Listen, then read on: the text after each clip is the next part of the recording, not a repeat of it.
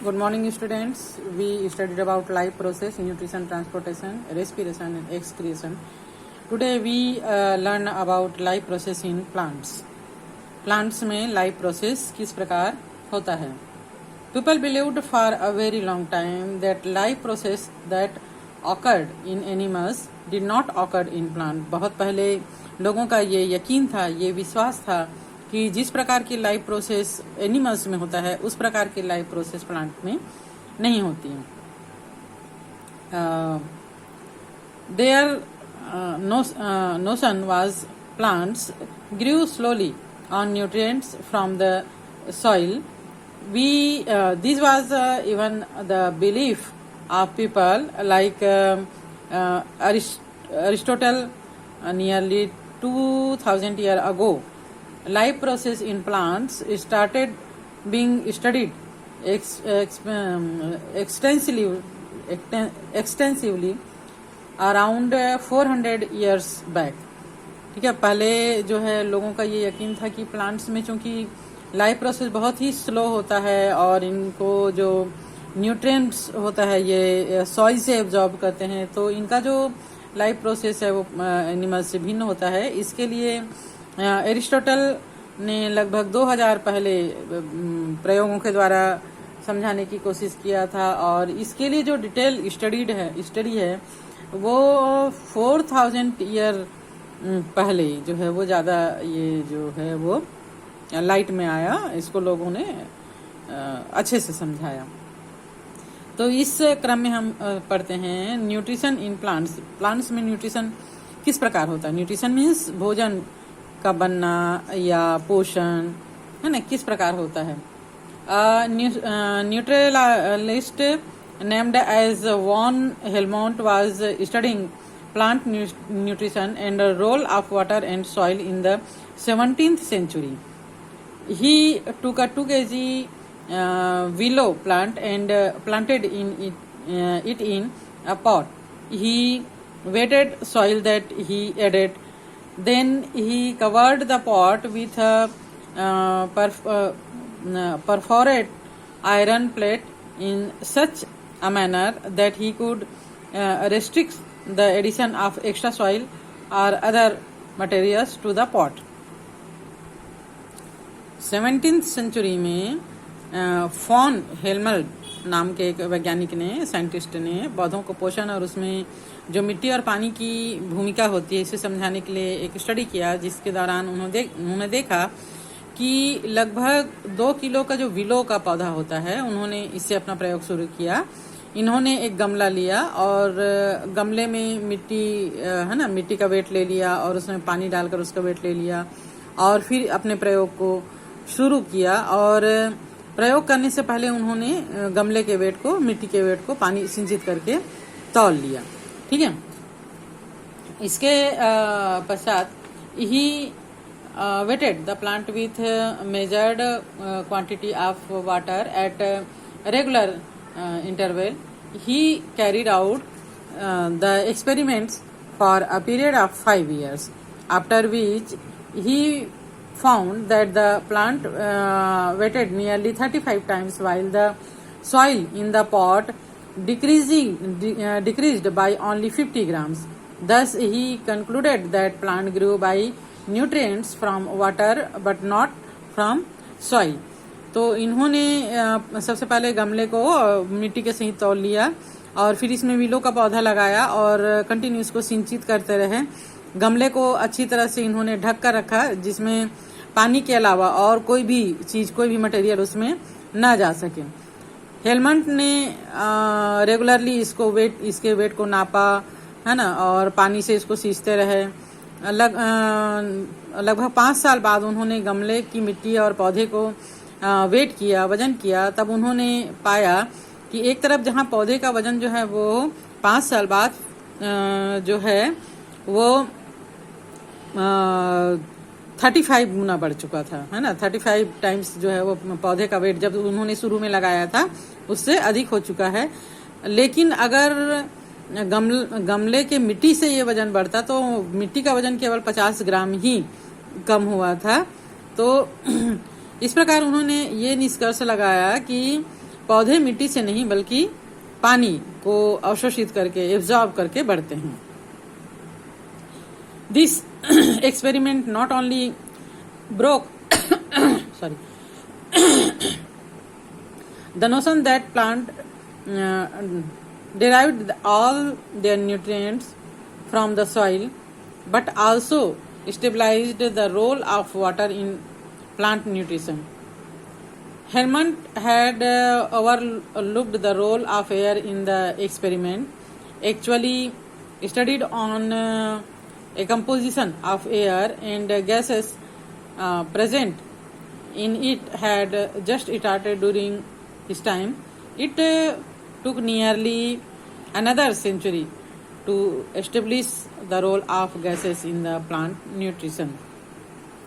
इस एक्सपेरिमेंट से एक लंबे समय तक जो चली आ रही थी धारणा, कॉन्सेप्ट जो चली आ रही थी कि पौधे अपना भोजन मिट्टी से बना लेते हैं, तो ये टूट गया है ना। वहीं दूसरी ओर पौधे के जो न्यूट्रिशन है उसमें जो वाटर की जो रोल होता है, जो भूमिका होता है, उसके बारे में पता चला।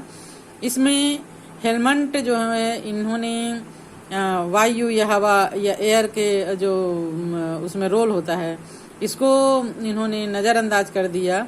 दरअसल उन दिनों हवा पर अध्ययन शुरू ही हुआ था कि हमारे आसपास क्या होता है, हवा होती है, इसमें कौन कौन सी गैसें होती हैं, ये अभी पूरे डिटेल में पता नहीं चल पाया था। इसके बारे में रिसर्च चल रहा था।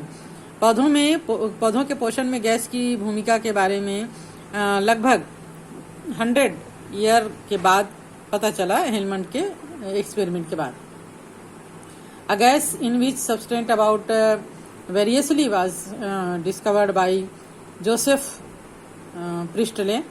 Priestley had been experimenting on the effect of living and non-living process on air, effect of plant and animals, etc.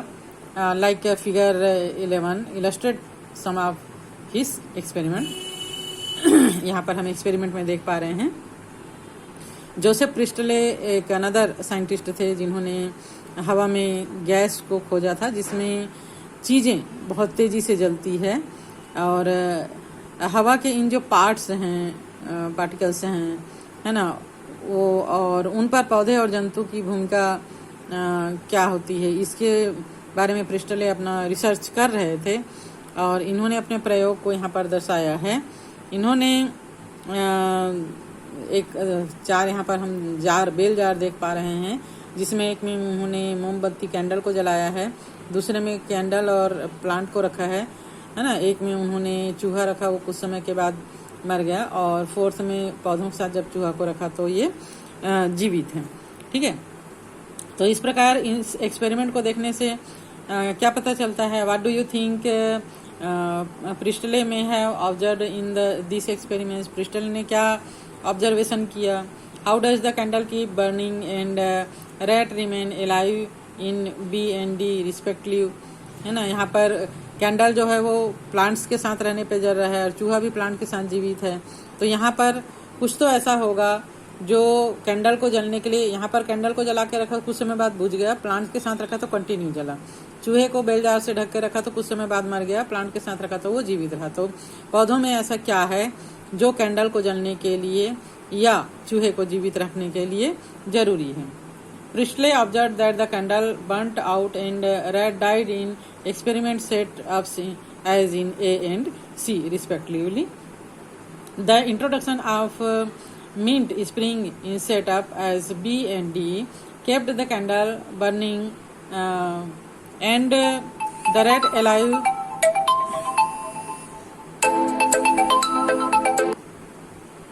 for a very long time. Priestley concluded that plants restore to air that part which was used either by burning or by the process of breathing in animals. Plants में ऐसा कोई तो चीज़ है जो कि candle को जलने के लिए और रैट को जीवित रहने के लिए जरूरी है। Several years after this observation, this part of air which was a gas was named as oxygen. बहुत सालों के बाद ये पता लगाया जा सका कि प्लांट्स जो है वो ऑक्सीजन रिलीज करते हैं, जो मोमबत्ती को जलने के लिए और चूहे को जीवित रखने के लिए, दोनों के लिए जरूरी है। इसे ऑक्सीजन नाम दिया गया।